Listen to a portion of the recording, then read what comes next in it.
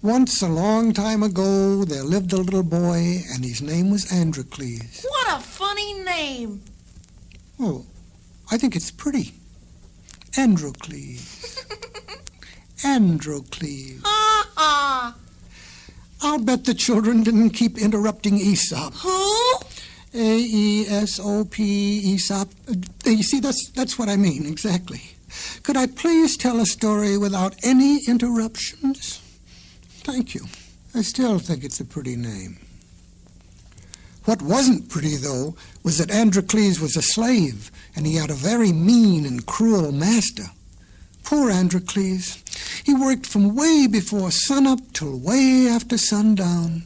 He worked very hard, but there was never any pleasing this master. Is this all there is to my life? Thought Androcles, when he had time to think even.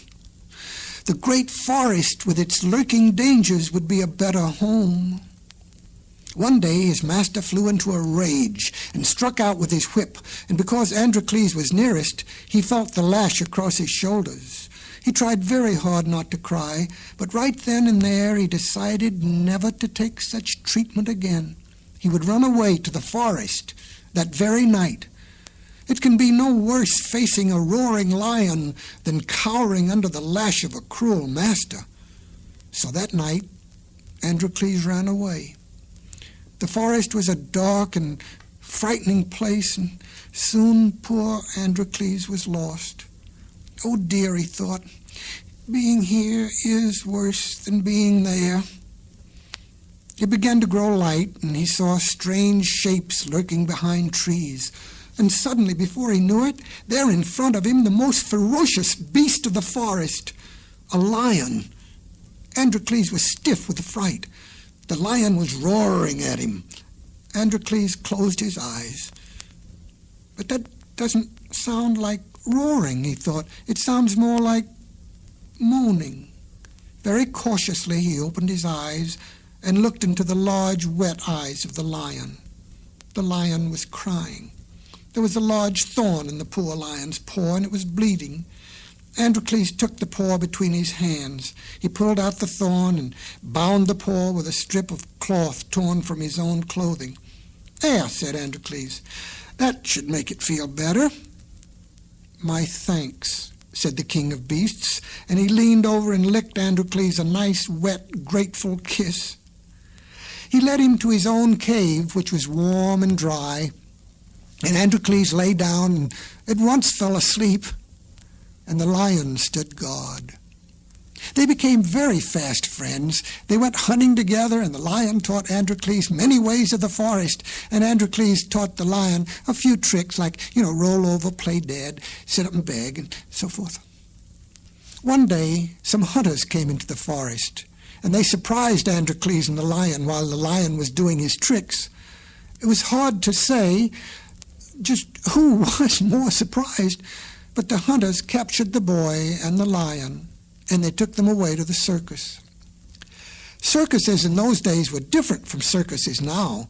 The emperor and all the important people would come to the circus, and they would turn loose in the arena a lot of very hungry lions.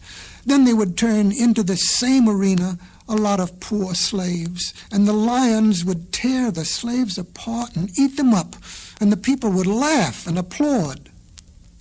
This was a circus. When the hunters got Androcles and the lion into town, they separated them. They kept the lion locked up and didn't give him any food for several days, so he would be ravenously hungry. They locked Androcles up too, and they stuffed him with food so he would be particularly appealing to an especially hungry lion. Poor Androcles. Poor lion. The day for the circus came. The emperor and his court were there. The arena was packed with screaming spectators. The lion was turned loose in the arena. He lay down. He rolled over. He was weak anyway, but he knew this was not going to please the crowd. They jeered. Then Androcles was thrown into the arena with the lion. A hush fell over the audience. The lion took one look at Androcles and staggered over to him and planted a large wet lick on his face. He was so glad to see his friend. Androcles threw his arms around the lion and stroked his mane. Well, since the beginning of circuses, the people had never seen anything like this. The crowd cheered, and when the lion sat up and begged before the emperor to spare their lives, the crowd went wild. The emperor was so amused he ordered his slave freed, and the lion released to go back to the forest. That night, back in the forest, they were lying by the fire in the lion's cave, all nice and warm. "I'm very grateful," Androcles began. "For what?" asked the lion. "Why, for being, today. See, I know how hungry you are and all." "You think I would have eaten you?" asked the lion in a shocked tone. There was a silence. "After all," the lion said after a while, "I was grateful too. When I was felled with a wounded paw, you came along and made it all well. I was grateful for that." Then, after another while, and with a trace of hurt in his voice, he spoke. "Gratitude is a quality not just limited to man." I still think Androcles is a pretty name. Oh, but here's a very pretty story. The Ant and the Dove. Once upon a time there was an ant, and his ants go, a very nice one, and of course a very industrious one. Like all the ants before him, there wasn't a lazy bone in his body, and what's more, he enjoyed his work. He sang at it, and this made him somewhat different from most ants. There were some among the ants who didn't appreciate his vocal efforts. Not that his singing was an effort. It wasn't. By him it came so easily. See, he didn't have to try hardly at all. Maybe it was this that made the other ants frown. Nothing could be good, they thought, that you didn't have to work at. However, he got his work done, and he sang too. And at the end of the workday, he didn't seem nearly as tired as some of the other non-singers. He was thirsty, though, and near the anthill where he lived, there was a beautiful little spring, and at the end of the day, when the work was done and the singing stopped, he loved to amble down to the spring for a nice, cool drink of water.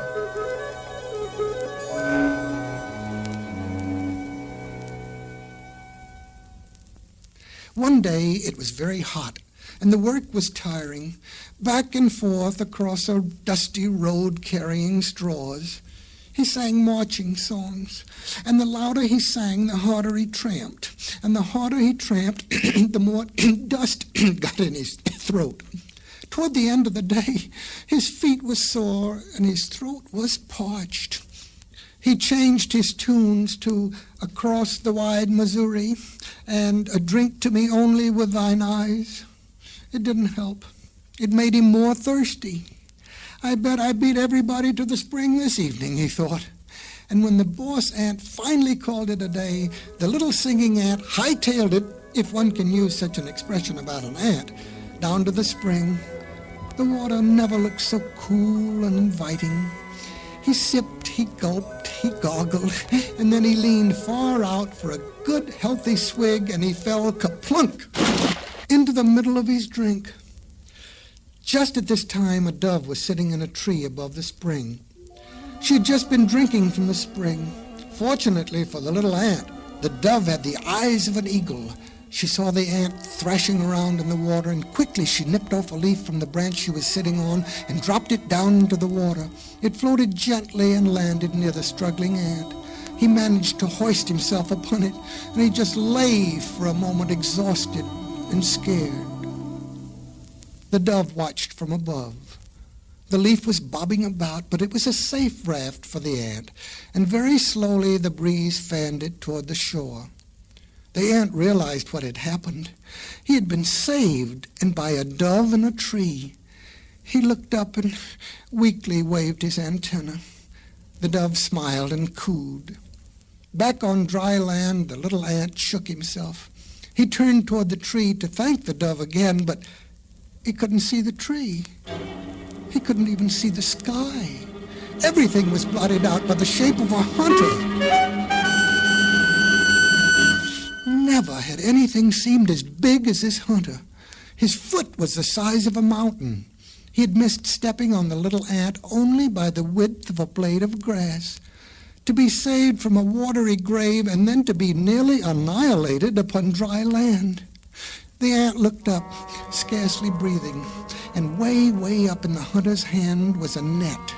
"Oh, woe," cried the little ant. "He means to catch my benefactor, the dove, and she is completely unaware of her danger." Slowly the hunter brought up his net, and quickly the little ant acted. He jumped up, climbed on the hunter's foot, and bit him on the ankle. Well, this startled the hunter, and he missed his aim so that the dove had a chance to fly away. The ant had saved the dove's life. One good turn deserves another.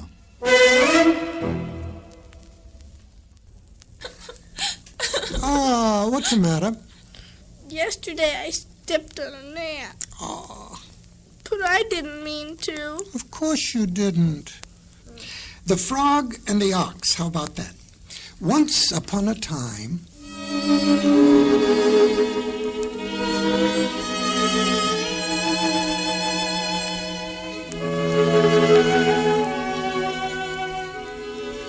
the swampy meadow where the three little frogs played was always so peaceful and quiet. In summer, the hot sun baked the mud around the edges, but it brought out the good smell of the grasses. At night, the katydids sang in their shirt sleeves, and the young frogs joined them, and their cousins, the tree frogs, joined them. Summer symphonies under the stars. In winter, the small grass was gone. The tall reeds were stark and brittle, and there was ice and bullfrog footprints. Summer, winter, spring, and fall, this meadow had always been an ideal and safe place to play. Then one day, one spring day, trouble came. At first, the three little frogs didn't believe what they saw. They popped their eyes even farther out of their heads than usual and stared. They were frightened because they didn't really know what they were seeing, except that it was big and moving toward them. They did know that it was trouble. They pulled their eyes back in, turned in their tracks, and hopped for home as fast as ever they could. When they got there, their father was practicing catching flies in the master lily pad. They all spoke at once. It was awful. It was big. Help! Save us! And so forth. Quiet! Croaked their father. How can I concentrate? And he pulled his lids down over his eyes, pretending to be asleep, then jumped higher in the air, snapping at an imaginary dragonfly. There, I'm pretty big with dragonflies, he thought modestly. The little frogs were beside themselves. They squirmed and wheezed and tried to all talk at once. I can see, said their father, that you have something on your minds. Well, they all croaked at once, and it was impossible to tell what they were saying. One at a time, said their father. Now, you, son, and he pointed with his front flipper. Clear your throat and speak plainly. Began the little frog. What's the matter? Asked their father. Got a frog in your throat? And he laughed at his own joke. Don't laugh, father. There's some awful creature come to the meadow. It has horns on its head and a big tail. And hoofs, cried another. And it's huge, the biggest thing we ever saw. Their father laughed. Do you know what that was? He asked. A witch, cried one little frog. A monster, cried another. Big trouble, cried the third. Why, said their father condescendingly, that was an ox, a simple ox. Not so simple, cried one little frog. He looked mean, cried another. Trouble if ever I saw it, cried the third. Really now, said their father, was he any bigger than I am? I'm a pretty big frog, you know. Much bigger, they cried. Their father puffed out his chest. "Bigger than I am now?" he asked. "Of course," they cried, "much bigger." Well, their father was slightly annoyed. He blew himself up very big. "Bigger than this?" he asked, fixing them with his stare. "Much," said one. "Ever so much," cried another. He was real trouble, cried the third. Well, their father now was obviously annoyed. As a frog, he had always felt himself too big for most ponds. "Watch this," he screamed, and he blew himself up even bigger. He was a very big-looking bullfrog. "Bigger than this?" The three frogs just nodded, and this enraged their father. He blew himself up even more. You couldn't see a wrinkle in his skin, and his eyes were nearly popped out of his head. "This," he wheezed. "If you blew yourself up until you burst, you wouldn't be as big," said one little frog. "By half, even," said another. The third one didn't say anything. He yawned and looked away. Well, sir, the father frog was so mad he just couldn't stand it. "Watch this," he cried, and he blew, and he blew. He grew bigger, and he grew bigger. The little frogs watched in fascination. "More," they cried, "more." "Bigger," they cried. And the third little frog had an anxious look on his face. "Trouble," he mumbled. Well, sir, the father frog gave one last mighty blow, and like a balloon he went a P-O-P. He'd blown himself up. Well, what did you learn from that, children? Don't blow yourself up. Self-conceit leads to self-destruction. Now, the next one is about a lion and a goat. And I'll bet you didn't step on a lion yesterday. I did. Bobby, please. Down at the spring one day, as a matter of fact, only about a week after the little worker ant fell in, there was another curious occurrence. It was still very hot. The dove who lived in the tree above the spring was away visiting some partridges in a nice cool thicket. The lion in the forest and the goat in the field both decided that they were very, very thirsty, and they set off for the spring. They chanced both to arrive at the same time, and as hot and tired as they were, or maybe because they were so hot and so tired, they fell to quarreling about who should drink first. "Naturally," said the lion, "being the king of beasts, naturally is right," said the goat. "I am naturally more thirsty than you." "You are not. I am too." "Why?" roared the lion. "Just tell me why." "Because I am a plain and simple goat, and I naturally am thirstier than a great king." "Exactly," roared the lion. "I am king. I have a king-size thirst." And he tried to push the goat aside. "You, in all honesty, should let me drink first," argued the goat. "A king is supposed to care for his subjects, to rule wisely and to rule well." "I decree," roared the lion, "the wisest thing I could do now is to have a quick drink, or I shall rule no more." And this time he gave the goat a good shove. Well, the goat butted right back. "There should be a law," bleated the goat. "There is," roared the lion, "the law of the jungle, and out of my way." Well, the goat lowered his head to charging position. "I'm dying of thirst anyway," he reasoned. The lion roared. The goat shook his horns. All this time, circling overhead, was a bunch of buzzards. While the two thirsty animals quarreled below, the bunch grew bigger. The circle grew smaller. The vultures flew lower and lower, their claws sharpened and ready, their appetites whetted. These birds of prey, each praying for a quick fight below. "I do hope the lion wins," said one of the big birds, "because I love good goat." "I'm rather partial to loin of lion," said another. "Well, I'm good and hungry," said a third. "I don't care which one wins, but I wish they'd hurry. I'm almost as hungry as they are thirsty." "Well, it won't be long now," said a wise old bird, and the vultures circled even lower. The lion bared his sharp claws at the goat. The goat shook his sharp horns at the lion. The lion bared his teeth. The goat lowered his horns. "Me first," cried the lion. "Me first," cried the goat. "Somebody go first, for heaven's sakes," cried one exasperated buzzard. The lion roared. The goat bleated. The vultures waited. Suddenly, at the very same time, the lion and the goat looked up, and when they saw what was lying in wait for them, they froze. Who could argue in the face of that? "Oh, sire," bleated the goat, after you, O subject," roared the lion. "Foiled again," cried the angry birds. Moral: it is better to drink second at the spring than to furnish food for the vultures. Now this is the fox and the grapes.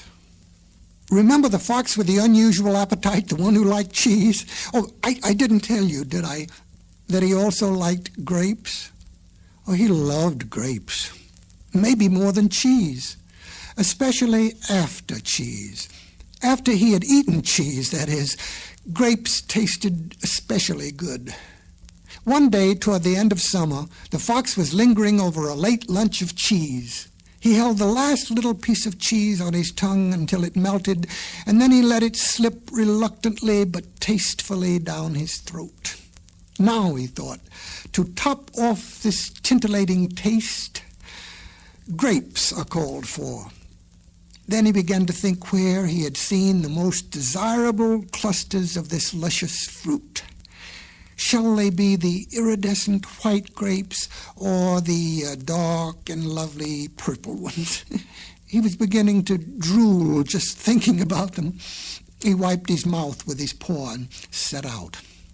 He knew, gourmet fox that he was, that with fowl one had the light and with meat the dark. With cheese, he chose to believe the choice was optional, so he would select carefully, deciding between the white and the purple, the largest, ripest, sweetest, juiciest. His mouth was watering so that he was drooling all over his fur coat. He began to run. He came to the first grapevine. He stopped. He looked. He shrugged. He went on.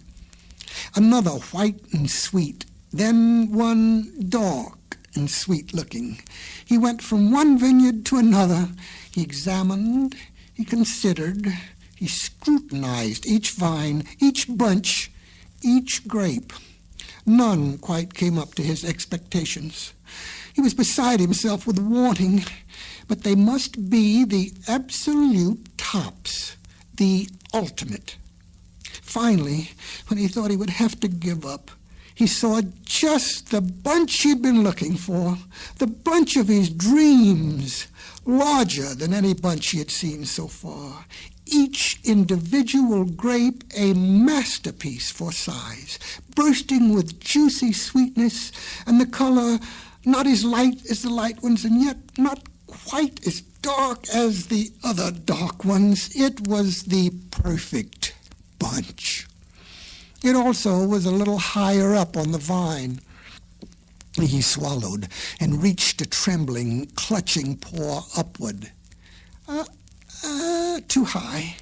He stretched. He stretched some more. He stood on his hind legs and stretched all he could stretch. The bunch of grapes was still too high to reach. It hung there against the blue sky, looking so beautiful and so out of this world. The fox jumped. He crouched and jumped.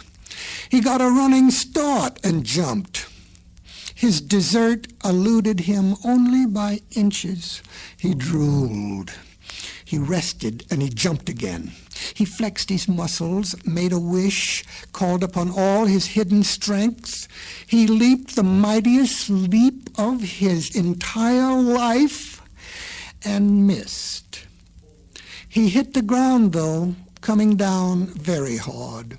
He lay there, bruised in body and spirit, Through tear-dimmed eyes, he looked up at that bunch of grapes, so desirable, so unattainable. "Oh, well," he muttered, "they're undoubtedly sour." Moral: any fool can despise what he cannot get.